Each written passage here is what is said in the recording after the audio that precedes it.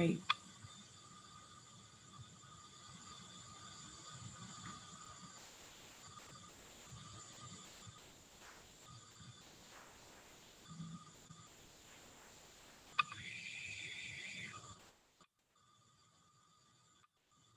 All right, I just got the cue, we're live. So I want to start off the meeting, our statewide school facility monthly meeting for cash. So good morning, everyone. I want to thank you so much for attending today. Lots of things going on, and we're very fortunate to have our state agencies with us this morning. So I'd also like to welcome our first-time attendees and any new members. And if you have a second, please put your name in the chat box and let us know who you are and who you're with. And also, if you could make sure that you, when you're doing that, that you respond to all panelists and all attendees, not just to individuals. So that would be super. And again, thanking you for coming on our meeting. And I'm Julie Arthur. I'm the CASH chair. I'm also Executive Director of Facilities and Planning at Palm Springs Unified School District. So if I could get the next slide, please. So check your inbox for the CASH Weekly Update email newsletter, where each week we send a summary of the latest news, events, workshops, conferences, and professional opportunities. So if you can take a look at those, I know you get tons of email in your inbox. And we've got one that's going to be coming out this Friday that I wanted to share with you. And that is, we are actually sending out an email. We are doing a new membership software with our CASH website. So you'll be getting an email on Friday asking you to log in and setting up your own profiles into the CASH website. So we're excited about it. It should be very interesting and actually much more efficient to letting us go forward and making sure that we can find everyone, intermingle everyone, and get everyone into different groups on that. So, which is awesome. So we're really excited about that rollout.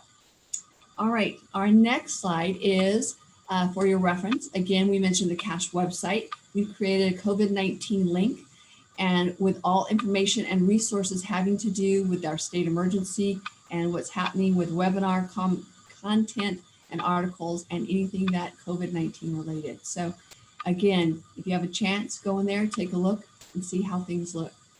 All right, so next slide. So save the date for a couple things. Friday, we have the joint meeting of architects and legislative advisory committee meeting. That's going to be a very interesting meeting. I think a lot of things have been recently came out with some of the new IRs, and that's from 9 a.m. to noon. So hopefully you can join us on that. And then CASH has 2 webinars scheduled for May. And that is, the first is on May 6th. And that is also, the second one is on May 20th. So those should actually be pretty interesting. And then we've got 2 web shops in the month of May as well, which is on the 13th and 17th. And one thing that we didn't mention is that we have our bonus April web shop, which is tomorrow, April 29th, if you'd like to join us for that as well. So, and that starts at 11 a.m. Oh, I'm sorry, that's actually earlier. That's at 10 a.m. So you should be looking for your email on that link as well. All right, next slide. Okay, so first step from our state agencies, we have John Gordon, who joins us with the California Department of Education. Good morning, John. How are you doing? Pretty good. Doing pretty good. How are you? You know, Palm Springs, how can you complain, right?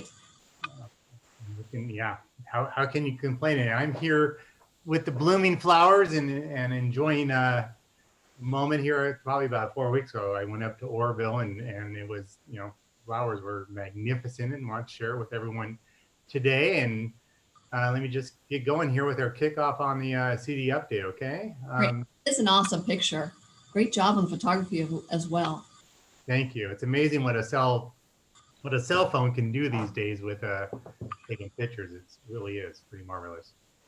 So as you know, last month I believe I mentioned that there is some funding, federal funding, that can be used for capital improvement projects, the ESSER 2 and the ESSER 3 funds. And so we're working on releasing some kind of guidance or some FAQs. I know it's been a while. It's Still working on it, so please bear with us. Now, these funds for ESSER 2 and ESSER 3, which I can't recall the last time that there was federal funding for capital improvement projects, but these particular funds, you can use them on capital expenditures with the intent to improve air quality at your school sites. Districts seeking to use, the funding in this particular manner must receive written approval. As a district must demonstrate that it's an allowable use that responds to the coronavirus. ESSER 2 funds are supposed to be spent by 2023, and ESSER 3, which has not been released yet, is expected to be spent by 2024. Since this is a federal program, the FAQs and guidance will not be coming from my office. However, we are collaborating with our governmental affairs team, and we are projecting to release something that is going to be specific to capital improvement projects here in the upcoming weeks, and hopefully do some outreach soon thereafter. In the meantime, though, if you do have any particular questions, feel free to reach out to the CDE Federal Stimulus Team at edrelieffunds@cde.ca.gov, Ed Relief Funds, one word. You could also visit the webpage by searching federal stimulus on the CDE webpage, and you should be able to get to that page. We're also in the process of working on the rollout for the AB 86. My director, Juan Morales, is working specifically with the in-person grants, which is about $2 billion. And we hope to have some more to say about that here in the coming weeks. Did want to spend a little bit of time here to talk about the Green Ribbon Award Program. Superintendent Thurman has recently announced that 21 schools and 2 school districts earned the 2021 Green Ribbon School Awards. And among that group, there were 5 Green Achievers that were nominated by the state superintendent and were recently recognized by the U.S. Department of Education, U.S. Green Ribbon School Recognition Program. And I want to give a really quick shout out to those 5. Congratulations to Freiburg Elementary School in Westminster, Orange County, May Ranch Elementary School there in Valverde Unified down in Riverside County, Theodore Roosevelt Elementary School at Desert Sands Unified in Riverside County, Los Altos High School, part of the Mountain View Los Altos Union High School District down in Santa Clara. And then we had a private school, Nueves School down in San Mateo County. Green Ribbon School Award programs do recognize schools for their excellence in resource efficiency, health and wellness, and environmental and sustainability education. If you do have a school site that kind of has an angle in that, please check out our CDE Green Ribbon Award page on the CDE website. George Garcia in my office is the administrator of that particular program and would love to talk to you about maybe having one of your schools recognized. So check that out. I also want to talk about the dry preparedness, the dry season preparedness. As you know, as we're heading into summers, we are, it just becomes fire seasons, for lack of a better word. So I just wanted to just give a friendly reminder as we are reopening, many districts are reopening schools. Also, try to take some time to inspect your district's property lines for wildfire risk. So whether you're checking the back and the side fence lines for what could spread from your neighbor's property onto your school sites. If you didn't know, PG&E does provide these webinars from 6 to 7:30 at night from now until July on wildfire safety. So check out their website, pgne.com, search for PG&E Wildfire Safety Webinar for more information. Last thing I'd like to share, just want to talk a little bit about supersedes and preliminary review letters. As it relates to supersedes, we've been getting some situations where, a district submitting something for CDE review, and in the middle of the review, maybe there's a additional scope that would like to be considered as part of the approval project. We do look at these on a case-by-case basis. In some cases, it makes sense that we could fit it in. In some cases, it's a separate review. But what I want to share is that once we do a final approval on a project, it's done. Please do not come back and ask for a supersede to insert that scope of project. Rather, that particular scope would have to go through a whole new review. I just as a reminder, when we do a CDE review on your projects, there are 3 levels of review. So just be thoughtful and comprehensive when you're submitting for project for plan review, that you have all the scopes of project in that submittal.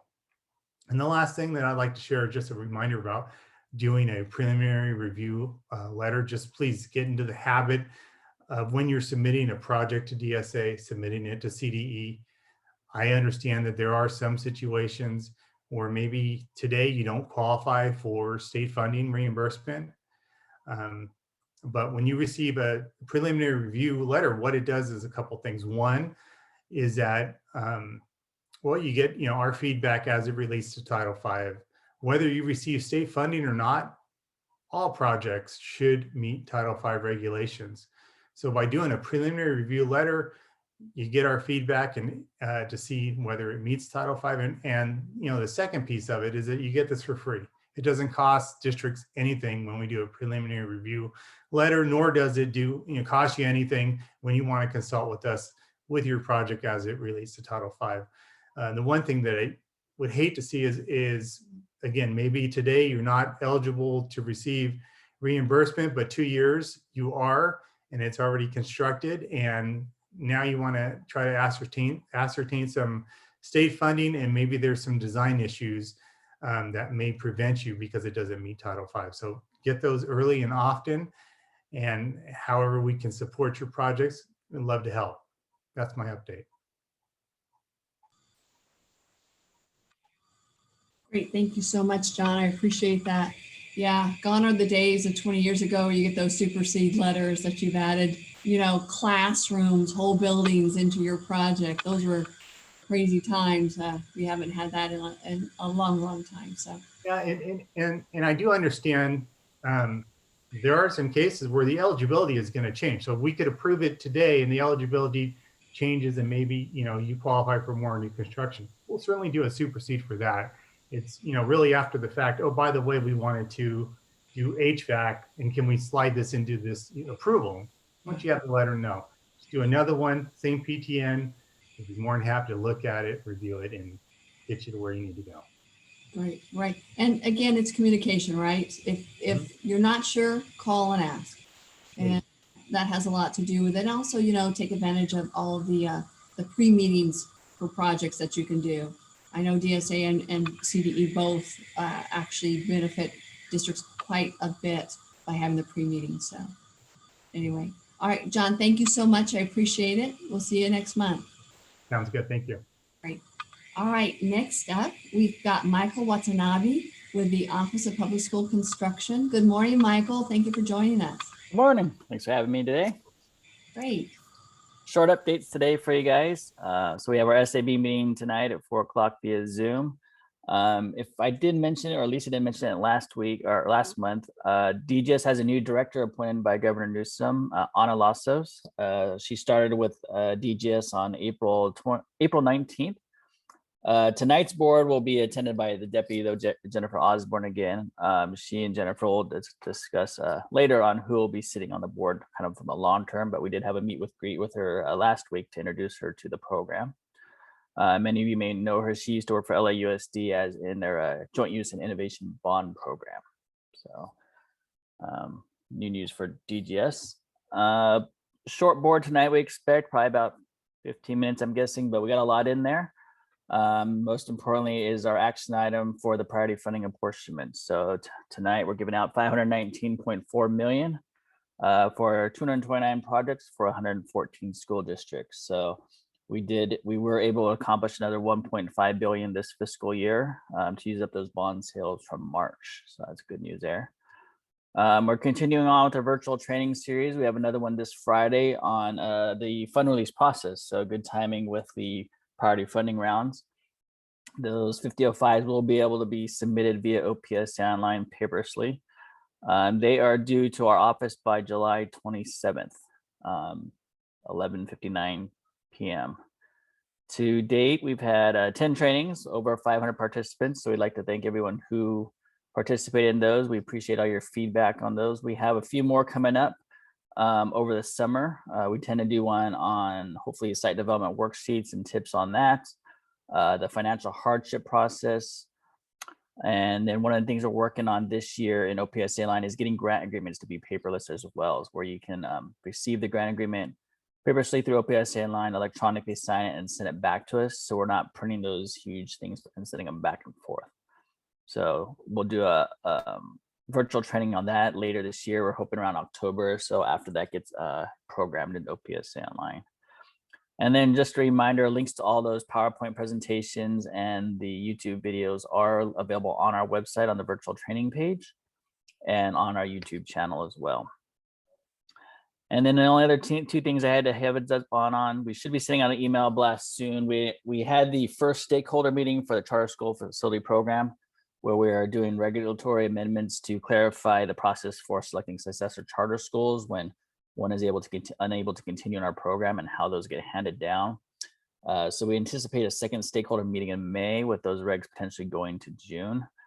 So keep an eye on that. And then speaking of the email blast, we've been using MailChimp for our email blast for some time now. DGS may be switching servers. We're not sure yet. We're waiting further direction, but the next few email blasts you get from us might come from a different listserv through the California Department of Technology while they procure a new system. So keep an eye out for those. It's not spam, it's us. And that's all I had for you guys today, unless you guys have questions for me. Michael, Tom Duffy, thank you for being with us. Michael, what do we have left in terms of bond authority to spend?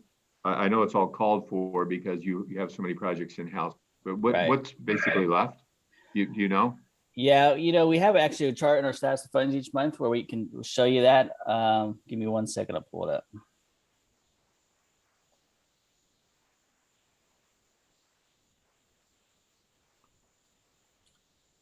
In well, Prop 51 being the bulk of it right now. You combine all the other pots and remaining bond authority that's not tied to projects directly yet.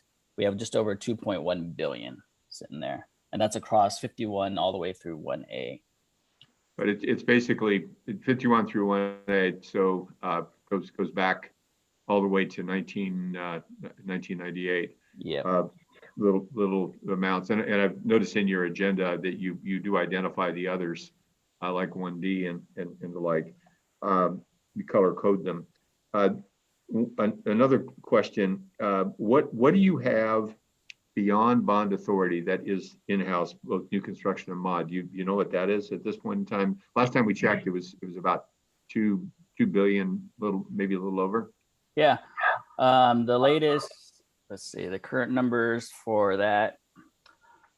For new construction, we have through March 31st in new construction on the acknowledged list beyond bond authority of 214 applications for a total of 1 billion. In modernization, we have 540 applications for a total of 1.4 billion. So combined, just under 2.4 billion in requests through March 31st. Well, that's shows dramatic need. So we need some more money to fund those, Michael. All right. Well, thank you very much. You're welcome. Thanks, Tom, for asking some questions there. I appreciate that. All right. Next, we've got our legislative and regulatory maintenance network updates, and we have Nancy Chairs Espinosa with us and Ian Padilla as well, and they're going to be providing updates on the current legislative and regulatory issues. And I believe, Nancy, you're going to join us first, correct? I will. Hi, Julie. Hi, everyone. It's good to be with you. And I'm going to give you a few updates on a few different areas today. First, legislative process. Things are hopping at the legislature, although folks are not there physically for the most part. There's a lot going on. We are in that time of year where we have a lot of deadlines. Committees are very busy right now. So the deadline for policy committees to pass fiscal bills, which is most of the bills, is this Friday, April 30th. And bills that are tagged non-fiscal, meaning they don't incur any expense to the state, they have an extra week. That's next Friday, May 7th. But the appropriations deadline will be upon us soon. And so all of those bills that are passed on to appropriations, the ones that are more costly are held in what they call the suspense calendar. And then the appropriations committees in both houses have until Friday, May 21st to act on those. Typically, they'll do a big, massive hearing over 1 day or 2 days and just do a really quick, it either gets out or it doesn't. And then there will be some more deadlines I'll elaborate on, House of Origin deadline. Does it survive? Does it go on to the next house and get to do it all over again? But we'll get to that next month. Right now, that is what is keeping all of us busy. And there's not a lot of room between all of these legislative deadlines and the budget deadlines. So we've had a little bit of a pause from budget work. It's a little bit more behind the scenes, working with folks trying to get additional resources for school facilities. And what we will be coming up against is the May revision very soon. So the May revision, for those of you who don't know, sometimes referred to as the May revise, occurs in mid-May. It is a birthday gift to yours truly. The deadline is May 14th.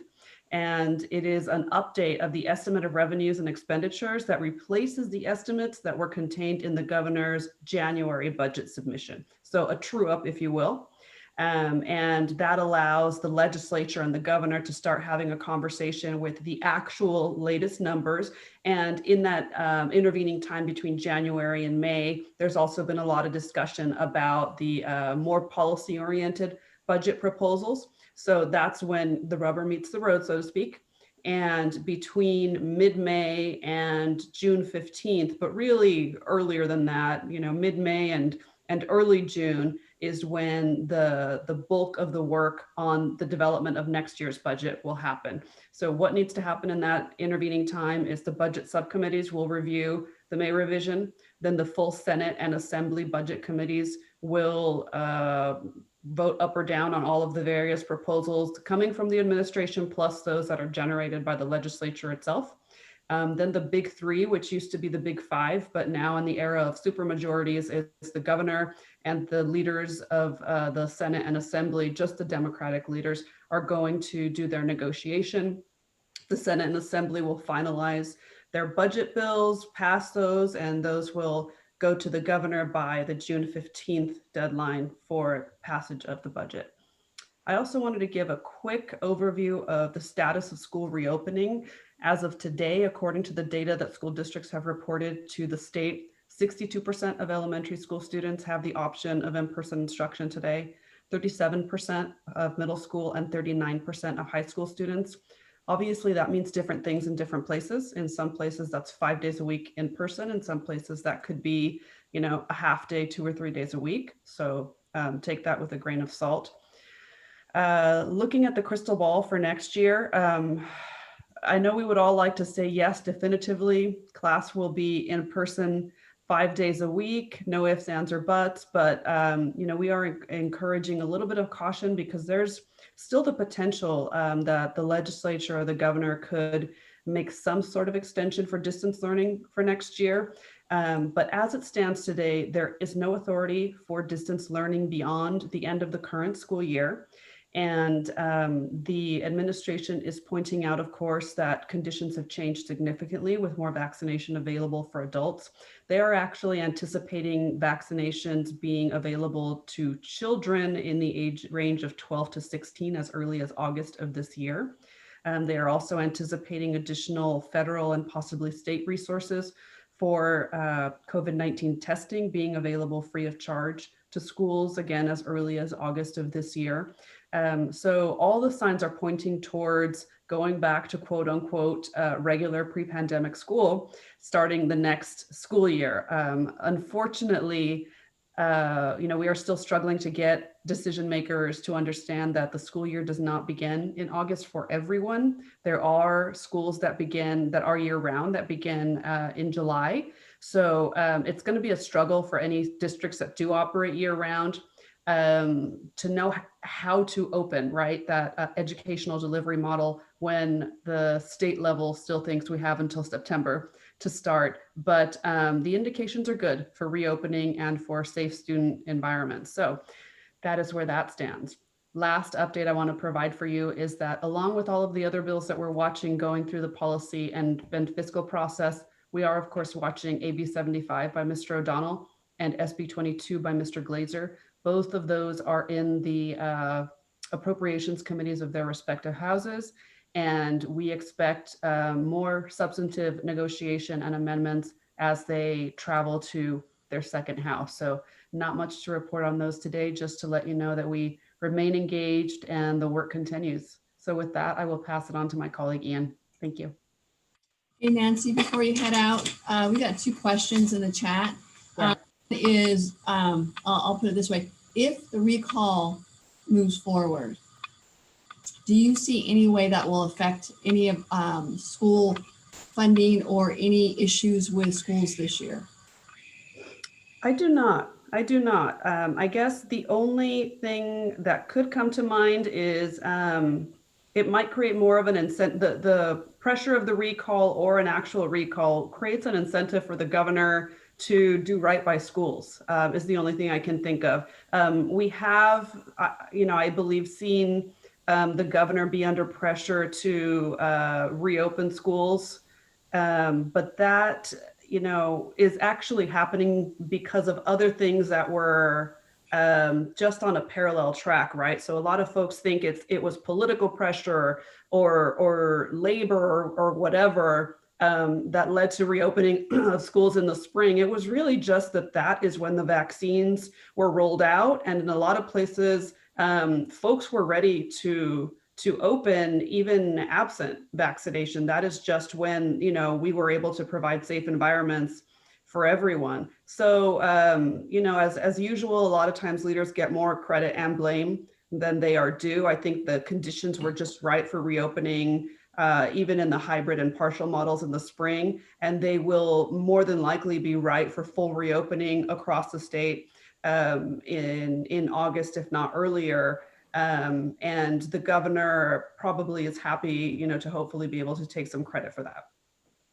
Okay. And then another question came in on the chat box, and Josh is just wanting to confirm it's AB 75 and AB. Senate bill, so SB 22 by Mr. Glazer is the second bond bill. And that is the one that is essentially a reintroduction of the previous bond bill. And it includes some of the provisions that were a little bit problematic at the ballot box. Okay.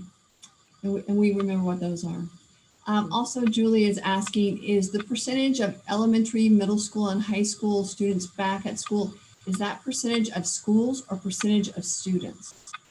That is percentage of students who have the option to attend in person. So not even the percentage of students who are exercising it, percentage of students. Wow, okay. Yeah, and that comes from the state California Safe Schools for All website, which has an interactive map of school districts across the state. And if you go on there, you can see which of them are open 5 days, which are hybrid and things like that. Okay, great. Thank you so much. All right, Nancy, let's go ahead and turn it over to Ian to talk about School Energy Coalition. Thank you, Nancy and Julie. I appreciate that. Yes, so for the School Energy Coalition, also just more generally, with regard to AB 841, the SEES program, we're right in the middle or almost at the end of the Energy Commission's workshop on AB 841. It's been a very good workshop. It was mostly questions and answers. There was, I would say, only about a third of it so far has been staff presentations. They basically focused on the service areas and how the budget is developed for the program. That is a significant piece relating to the service areas and so on.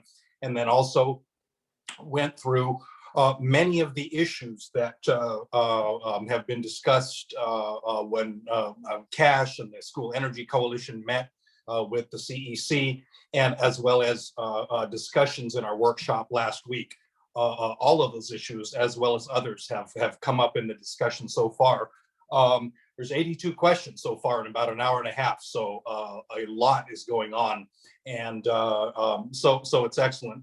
Once this is done in the next few days, of course, we'll do a summary for that generally, but this is significant because once this is done, this hearing is done, very quickly after that, the program will be approved. It will be scheduled to be on the May business meeting for the CEC. So that's coming up, I believe, in a few weeks. So that all says that pretty soon this program will be open for operation. The last thing I'll say, a significant piece, is that 2 of the CEC commissioners have participated, so they've seen the whole thing, as well as Genevieve Sharoma from the California Public Utilities Commission. Those are the 2 agencies that oversee this program. And so it was very important for leadership at that level to be part of this discussion, which at this point is very specific, very much down into the weeds. But that's where we need to be, given that the program is about to be open for application. So that's all good news. As always, Cash, the School Energy Coalition, will continue to bring you updates about the SEES program, AB 841, as it occurs. Quickly, I'm just going to bring up one bill, and this is for the Cash Maintenance Network. That is AB 599 by Mr. Jones Sawyer. This has to do with the Williams County Office facilities inspections. As many of you know, the universe of facilities to be inspected by county offices was frozen in 2012. And that was as a result of the Academic Performance Index. Of course, that's outdated because we don't even have an Academic Performance Index anymore. We have an LCAP system. So long story short, what this bill does is it gets rid of that old outdated list of schools to be inspected, and it updates it from an LCAP perspective. So there's a lot of the same metrics and multiple measures for that. So it's a good bill, co-sponsored by CCESA and the Los Angeles County Office of Education, and heavily supported by the folks that sponsored Williams. So good bill. Cash is in support, as well as the County School Facilities Consortium. So that is that's my presentation for today. Thank you. Hey, Ian, we've got a question in the chat box, and I've got one too.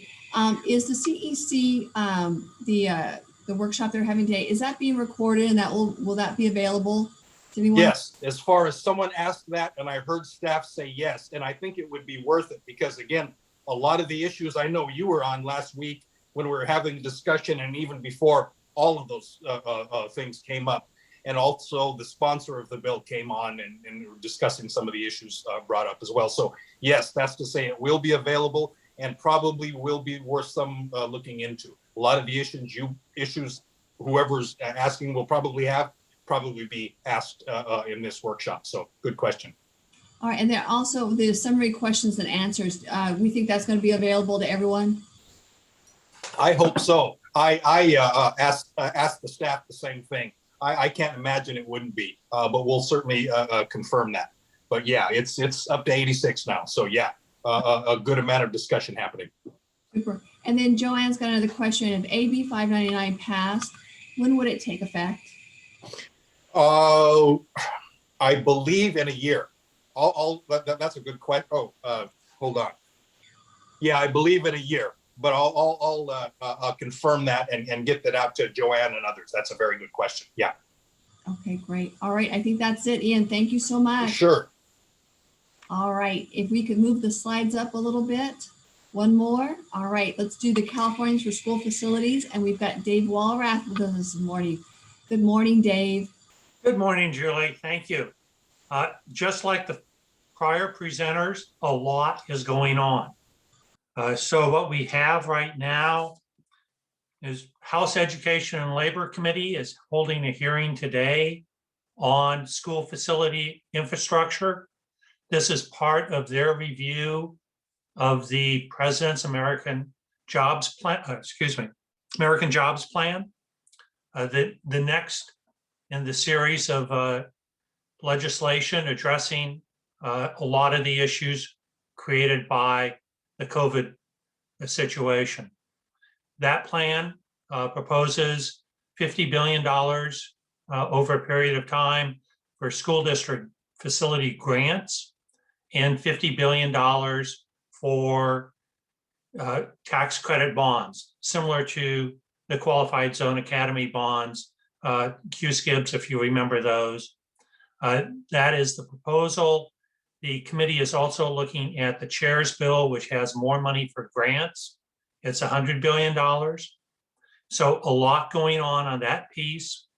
We have the issues of how you can use ESSER 2 and 3, which Department of Education talked about a little bit, with a little more guidance coming forward.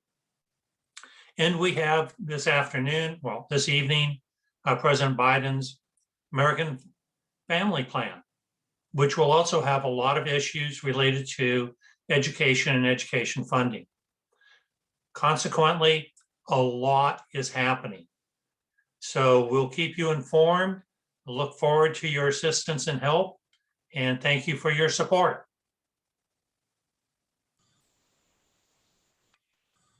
Great, thank you, Dave. I appreciate that. I didn't see anything come in the chat box, so I think you hit all the points on that. All right, let's go ahead and let's go to our next slide. And Jeff Becker, are you around? There you are. Yeah, hey, good morning, Julie. We are really excited about the annual conference coming up. We have the news from the governor about moving away from the Blueprint for a Safer Economy on June 15th. Hopeful that the trajectory of case rates continues to drop. And we have some counties that are very populous on the verge of moving to the yellow level, which is exciting, good news for all of us. And ample availability of vaccines at this point. So we are planning to host the in-person 42nd annual conference on school facilities in Palm Springs from June 28th through the 30th. And this, we believe, will be the first educational conference held in California since the state mandated closure in March. So that's an exciting thing. The golf tournament, which we had talked about originally happening on the 27th, just to remind everyone, is moved to the morning of June 28th, just to get a early tee time and avoid some of that heat in Palm Springs. So we're excited about that golf tournament as well, and a great opportunity to socialize in an outdoor safe setting. So if you have not done so already, please register for the conference. You can find all of the information on the CASH website. We do have a sellout already of both of the official conference hotels, but there is a list of hotels in the surrounding area also on that CASH website. And you'll find also some availability of sponsorship opportunities and trade show booths there as well. So again, really excited about seeing folks in person. Love seeing folks on Zoom over the past year, and I'm going to really enjoy seeing people in person and having some of that good interaction. So again, very excited about the annual conference. Well, it sounds like the plan, and I know in a previous conversation this morning we talked about that LA County has hit the yellow tier, which is really encouraging out here. Yeah, LA County hit yellow tier level numbers, and if they maintain those next week, we'll move officially to the yellow tier. A quarter of the state's population in the yellow level, which is fantastic. That's just great news. We're Riverside County, not quite there yet. We've got another 2 weeks in the orange. We're slowly inching down, but we think we can get there. I think I'm going every day now for a COVID test just to bump those numbers up. So, that's right. That's right. Definitely a numbers game. All right. Well, thank you so much, Jeff. I appreciate the update on that. And I think it's going to be a great conference. Great. All right. Next slide. We are fortunate. We've got Sherry Gruber from current superintendent. I'm sorry. Did I hear somebody jump on? All right. Superintendent of schools with a COVID-19 reopening update experience. Good morning, Sherry. Welcome. Good morning, Julie. Thanks for having me today. So it's great to be here. I'm going to talk a little bit about, obviously, our school reopening plans. But first, I just want to share that our county office is actually located in Bakersfield. And Kern County, if we look at a map, is really kind of sits in the middle of the state. And our office provides support and services to 47 school districts. And really from the very beginning of this pandemic, it's important to note that our superintendent, Dr. Mary Barlow, really felt that it was important that districts have accurate and timely information. And so she spent a lot of time early on to make sure there were frequent meetings, and she was working with our Kern County Public Health. It's because she really wanted to make sure there was this collaboration and a sharing of information. And so one of the things that I wanted to do in my discussion today is share a little bit about our office. And the reason I'm going to talk about this is because there's a facilities component, but I think it gives you a better idea on our school reopening. So I'm going to talk about our office a little bit. I will talk about our special ed and give you some details about that reopening. And then I have some additional information at the end of this presentation that I'll share. So first of all, we have about 750 employees that are located in our downtown properties. And way back in March, when everything was closing down, we sent everybody home. Everybody was working from home. And back in June, employees came back on an A/B rotational schedule. And they worked Monday through Thursday, and Fridays were utilized as like a deep cleaning day. But the impact to facilities was very interesting and obviously a lot of work when you think about, a lot of plexiglass on our sites, signage changes, employee entrance and separate visitor entrances. And even now, we do not have our conference rooms that are available for booking. So no outside bookings. Internally, we do have staff that utilize them, but very small groupings. And we never ended up changing any of the furniture in any of our facilities. So I think like right now, currently, staff is still on our A/B schedule, and they work Monday through Friday. And that's just kind of where we are with our staffing. And when we look at our programs, they really followed a similar reopening schedule to many of the other districts and everybody that's watching right now. March of last year, when everything closed down, everybody went to distance learning and programs were brought back in October. However, here in Kern County, our COVID numbers were very, very high. So we were in the red and purple tier for a long time. So everything was paused, and then programs were stopped essentially, not with distance learning, and then brought back in February. And so that's really typical of a lot of our programs, but there's some variation in how they rolled everything out and brought everybody back. So I'm going to share a little bit more information on our special ed group and really what they did. And they have sent out a lot of surveys during this pandemic. And we do know the majority of the parents really want in-person learning for their children. And so back in October, special ed came back as an A/B hybrid model. And what that looked like is, Monday, Tuesday, we had an A group out, and then Wednesday was deep cleaning. And then there was a Thursday, Friday group B. And that was just how this A/B hybrid model was rolled out in October and also again in February. And just recently, the week of April 19th, our special ed is now back 5 days a week, and this is per the preferences of our parents, and those are 4-hour days. So that's pretty exciting for us to know that, we have a lot of our special ed kids back in the classroom. Within classrooms, CDE or CDC guidelines are obviously followed very closely when it comes to cleaning and disinfecting. Extra precautions are taken to keep kids safe. Gloves and masks, plexiglass barriers are present. Many of our students do require assistance in the restroom. So gowns are actually offered to our educational aides and staff to assist that way. And then most of our special ed children are transported to their sites. And so for safety, when they are getting picked up, their temperature is taken and their parents or guardian is asked a number of health questions. And that's just to make sure that, everything's in compliance. And if they meet that, they get to go on the bus. And once they arrive at the site, they are not retested at that point. But those are kind of the processes that we've been doing to reopen our school, especially a lot of our special ed programs. Alt Ed, I'm not going to spend a lot of time on this. They actually reopened in February, 5 days a week. We are seeing that our numbers are low.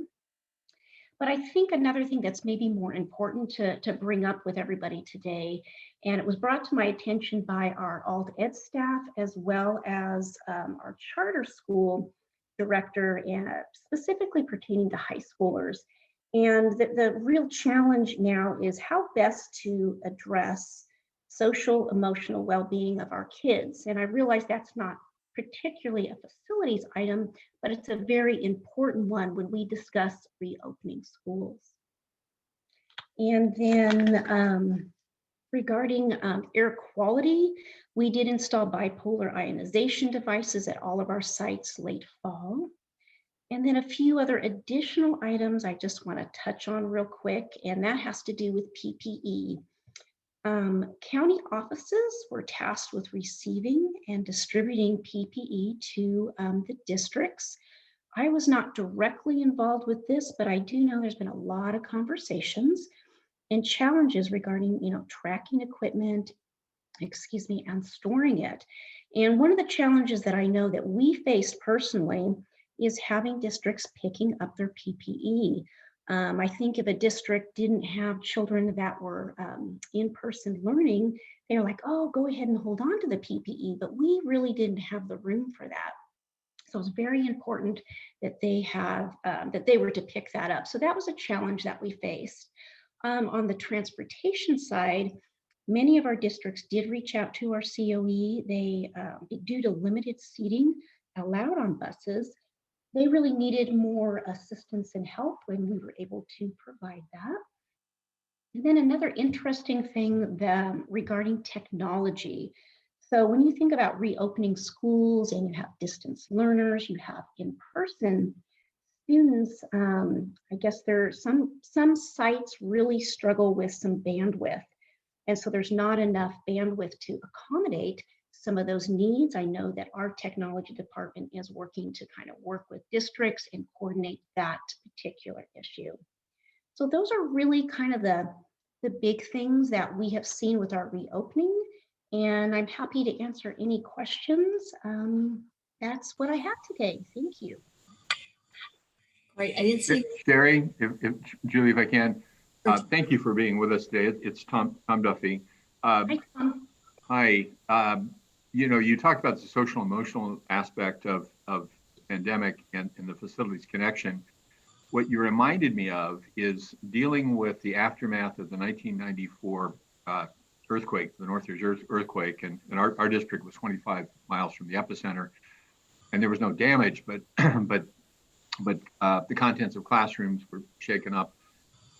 Students did have an emotional response to going back to school. They weren't quite sure what school was going to be like, especially smaller ones, the younger children, and so having facilities look like they had when the students were last in school made a difference.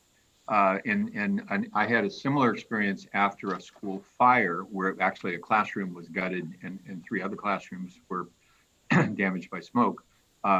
That there was this emotional response of the classroom, because that classroom was gone, and the materials that belonged to the teacher and the students were gone. But to try to recreate what was there was an important thing, and that was not my thought; it was the thought of the teacher and others. But you touched on something I think really important, that to invite children back to school, inviting them back to a place that that they remember. And it may be changed because of plexiglass. It may be changed because of distance learning. But I think you've touched on something really important, that it does have a facility relationship to it because it's the physical environment the child will be learning in. And I think we're going to continue to see that, right? That's going to be a discussion that's going to continue to come up as to how, the services and what do we need to do to help in that arena. So thank you, Tom. You make a very good point as well. Thank you. All right. Well, thank you. Sherry, I did have one question. Have you seen any problems with positivity or hotspots at any of the schools that you've, especially with the special ed students coming back? I don't believe so, Julie. That's a question. That's an excellent question. I'm happy to ask some of our divisions if they're, what they say about that. I'm not familiar with that being the case. I believe that our numbers, especially with our students, have remained low. So, but I'm happy to investigate that for you. I know with our students back, we've only had one incident, and it was actually on a bus.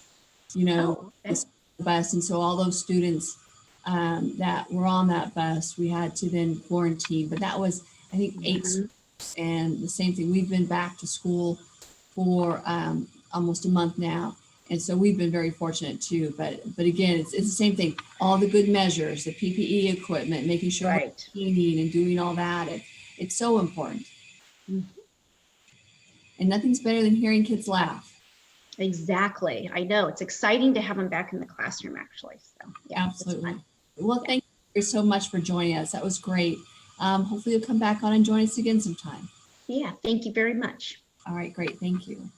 All right, next slide, please. We've got our, if you've got an upcoming RFP or RFQ or a job opening at your district or firm, please utilize our CASH Professional Opportunities job board and our CASH website to reach a wider, more diverse audience. And you can remember that, believe it or not, people are willing to travel. And so it's not just for people in your area. So if you're able to put this up on our website, you're going to get a whole host of people from throughout the state of California.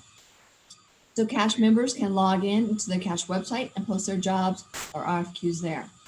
And so also our next CASH web day, our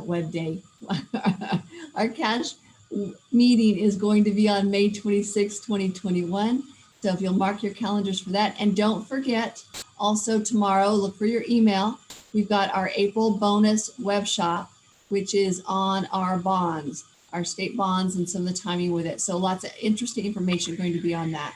So with that, thank you everyone for joining us today. I appreciate it. And hopefully you'll get your registration in to see everyone in person for the CASH Annual Conference in June. So take care and have a great weekend. Thank you. Thank you, Julie, for your leadership. All right, thanks.